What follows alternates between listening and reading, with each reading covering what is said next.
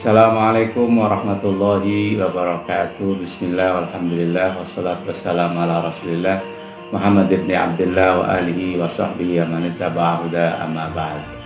Sahabat sekalian yang saya hormati, alhamdulillah pada kesempatan kali ini kita bisa bertemu kembali dalam kajian-kajian saya tentang pendidikan dan masalah pengembangan diri. Pada kali ini saya akan berbicara tentang bagaimana meningkatkan potensi diri, kiat-kiat untuk meningkatkan potensi diri sehingga diri kita layak untuk menjadi orang sukses. Sebelumnya kita harus tahu bahwasanya keberadaan kita itu merupakan limpahan rahmat Allah Subhanahu wa Ta'ala. Artinya ketika kita sudah diberi keberadaan oleh Allah Subhanahu wa Ta'ala, berarti Allah siap-siap untuk melimpahkan seluruh rahmatnya, mencurahkan seluruh rahmatnya kepada kita. Oleh karena itu kita harus siap. Kita harus siap-siap menerima curahan rahmat dari Allah Subhanahu wa Ta'ala. Ibaratnya kita adalah tempat curahan rahmat Allah, dan Allah Subhanahu wa Ta'ala akan memberikan rahmatnya ke tempat tersebut, dan tempat itu adalah diri kita sendiri. Karena itu kita harus menyiapkan tempatnya. Yang pertama, tempatnya harus bersih. Karena kalau tempatnya akan kotor, tidak bersih, maka akan menjadi hal yang kurang baik, hasilnya kurang baik. Yang kedua, tempatnya harus luas, tempatnya harus lapang. Karena itu kita harus menyiapkan diri kita secara semaksimal mungkin, yaitu pertama dengan membersihkan diri kita, membersihkan diri kita dari berbagai macam keyakinan-keyakinan, berbagai macam pikiran-pikiran. Karena yang menghambat diri kita itu sebenarnya adalah keyakinan-keyakinan kita sendiri, pikiran-pikiran kita sendiri. Kita seringkali terjebak dengan pikiran-pikiran negatif. Kita seringkali terjebak dengan keyakinan-keyakinan yang negatif yang membentuk diri kita. Bisa jadi karena lingkungan keluarga kita, lingkungan pertemanan kita, karena sekolah kita, atau karena yang lainnya. Tapi pemikiran-pemikiran negatif ini sangat berbahaya bagi kemajuan dan pengembangan diri kita. Karena itu harus dihilangkan terlebih dahulu. Keyakinan tentang diri kita merasa kurang mampu, tidak bisa, kita kurang beruntung, atau diri kita yang suka hikit, suka iri pada orang, suka ria, suka bangga diri, suka menyalahkan orang, suka menganggap diri paling benar. Ini harus dibersihkan terlebih dahulu.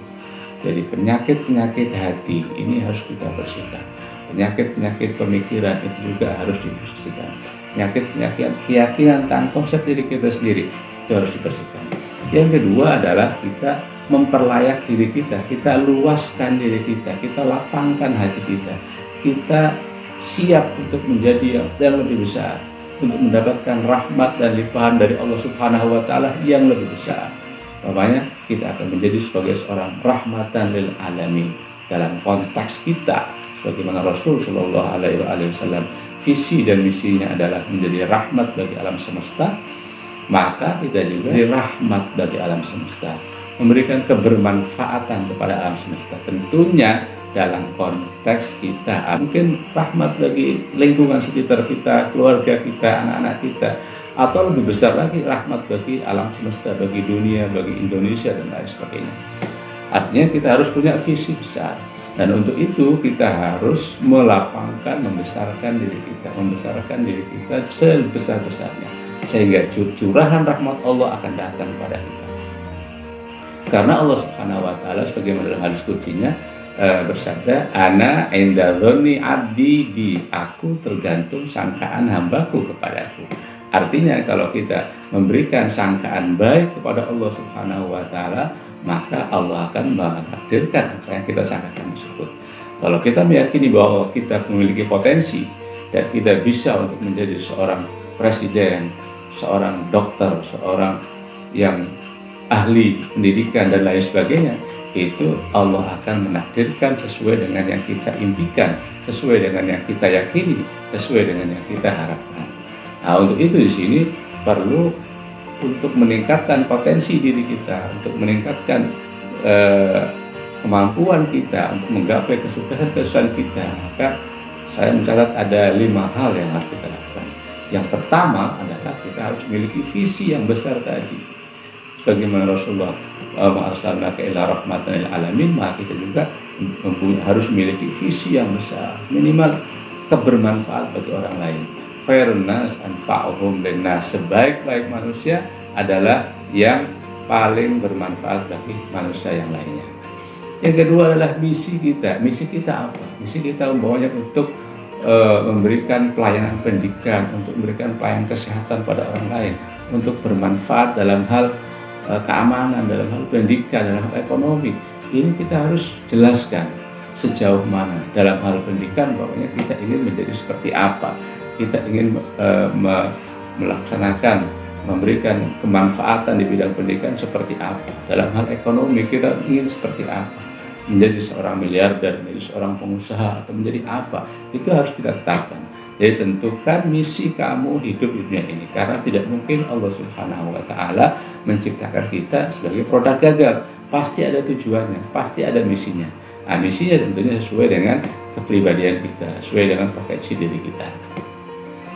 Yang ketiga adalah tentukan tujuan hidup kita, baik tujuan jangka pendek atau jangka menengah atau jangka panjang. Artinya kamu punya tujuan, dalam setahun kamu harus bisa apa, sehingga juga nanti dalam langkah-langkah berikutnya kita punya arah yang jelas. Dalam 5 tahun kamu harus jadi apa, dalam 10 tahun kamu harus bagaimana, dalam 20 tahun kamu harus bagaimana, 30 tahun harus jadi apa.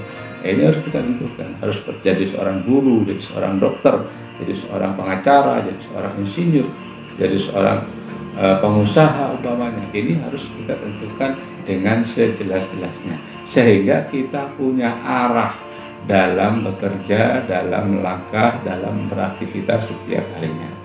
Yang keempat adalah kita harus menentukan kegiatan-kegiatan harian kita. Jadi dari visi besar, kemudian misinya seperti apa, kemudian tujuan yang rinci, kemudian kita breakdown lagi menjadi sebuah langkah-langkah dan kegiatan kita setiap hari. Dari mulai bangun tidur sampai tidur lagi, itu kita harus tentukan target-target dan apa yang harus kita lakukan. Nah, kita paksakan memang. Nah, dengan demikian kita akan berusaha mencapai tujuan yang besar tadi dari hal-hal yang kecil.